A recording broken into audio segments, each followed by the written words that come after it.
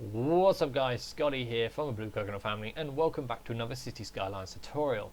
Today we're going to be continuing our look, and it is a final episode, continuing our look into kind of water treatment within the new Sunset Harbour, and also water treatment if you don't have the luxury of a flowing river or large body of water that you can kind of process your sewage in or maybe collect water from. So in the last video we looked at the new inland water treatment plants from the DLC. Now I said there were two types, and that is completely correct. Not only do you have the advanced and the standard one, but you've also got eco ones. So the eco ones, they're slightly more environmentally friendly in terms of ground pollution, but they do have a lower drain capacity. And I find they actually look a little bit nicer as well. So you've got these which look very industrial, you've got a warehouse, and you've got like factory style, but you've also now got these lovely eco ones as well. So slightly further along the chain, there's the standard ones, here's the eco ones. So let's have a look at the basic inland one. Here we go. So the look of it, it's got a little bit more green on it to show it's eco, but rather than having just the one large settlement pond on the back, you've got a large tower here, and you've got two kind of more modern looking kind of settlement tanks at the back, and the building looks a little bit kind of more up to scratch, as more of like a warehouse sort of thing. So let's connect this up to the main grid with some pipes, just like so, and let's talk about its stats. So the Eco Inland Water Treatment Plant, you get it from the start, so you do not have to upgrade your city anything further. It's really quite good, but it does have a slightly more increased down payment of 4,000 rather than 2,500 from the normal inland one.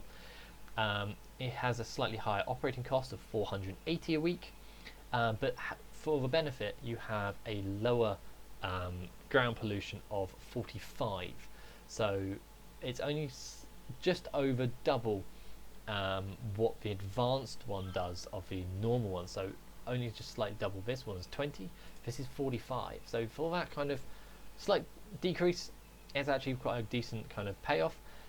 It has the same noise pollution of a level 10, doesn't require any water because it is a treatment plant, but it does require more electricity to run, which I find a bit contradictory. For something which is eco and environmentally friendly, why is it requiring more energy? Hey-ho, that's 480 kilowatts a week. Has the exact same grid square as the smaller one of a 5x7, but the big problem with the eco ones, as I said, they have a lower drain capacity. So this actually has half the drain capacity that the standard one does. So the standard one has 120,000 cubic meters a week. This one only has 60,000 cubic meters a week, so it's half.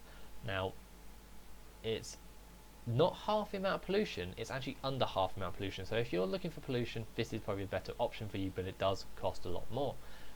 Quite a worrying thing, but it does cause that ground pollution. It doesn't go away completely, but these are very good because you don't have to dump your sewage into a body of water. Now let's have a look at the Eco Advanced Inland Water Treatment Plant. Now that's a bit of a mouthful, and it's right here. So let's have a look at it. Connect it up to a grid, and we'll talk about its stats. Connect it up. There we go. So you can see there, similar to the previous one, it's got green everywhere to show you that it is eco. It's got the similar kind of factory style as the normal advanced one.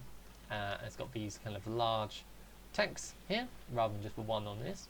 And then it's still got two large, actually I think they're larger, they are larger settlement tanks off to the side. So that's quite a cool look, and I quite like the look of it. It's a little bit more kind of environment friendly looking, a little bit more industrial sort of thing. So let's have a look at its stats. So this one is actually a more later game than the normal advanced one was. The normal advanced one was a big city achievement. This actually is capital city achievement, so it's a lot higher, a lot further down the game. It costs a lot more as a down payment of 25,000, so it's a lot more expensive. It costs less to run, which is bizarre.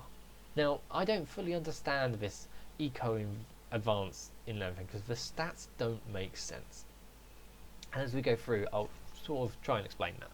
So it costs less to run of 560 a week, unlike the previous one the normal advanced, which is 640.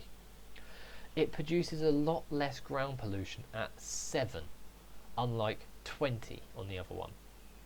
It has the same noise pollution of 15, that's fine.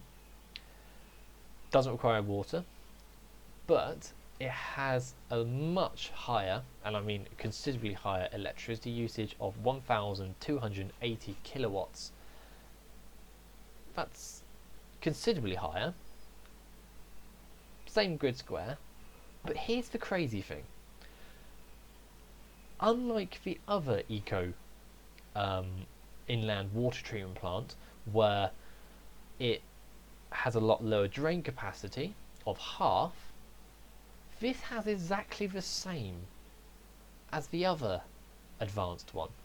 This has a drain capacity of 160,000 cubic meters a week, thus making it exactly the same as the normal advanced one, but you get the benefit of the less ground pollution, and it's cheaper to run. Yes, you have to pay more for the down payment, but by the time you get to capital city, 25,000 isn't a lot.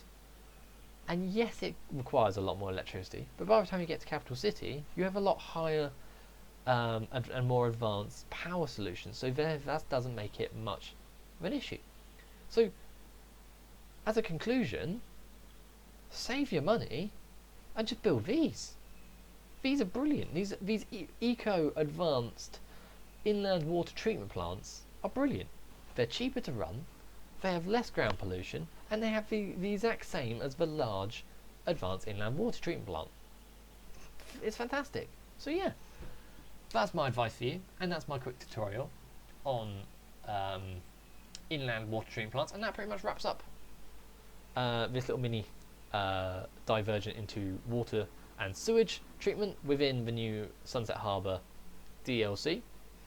Hope it's been useful for you guys. If it has, hit that like button. Also subscribe, and you'll get to know when all my other content comes out. Check out tons of my other videos. All have been very useful, and you know, lots of people comment saying they're really good. Not everything's for everybody, so just go back, find the ones which you're struggling with. I've probably got a video on it. Go check it out.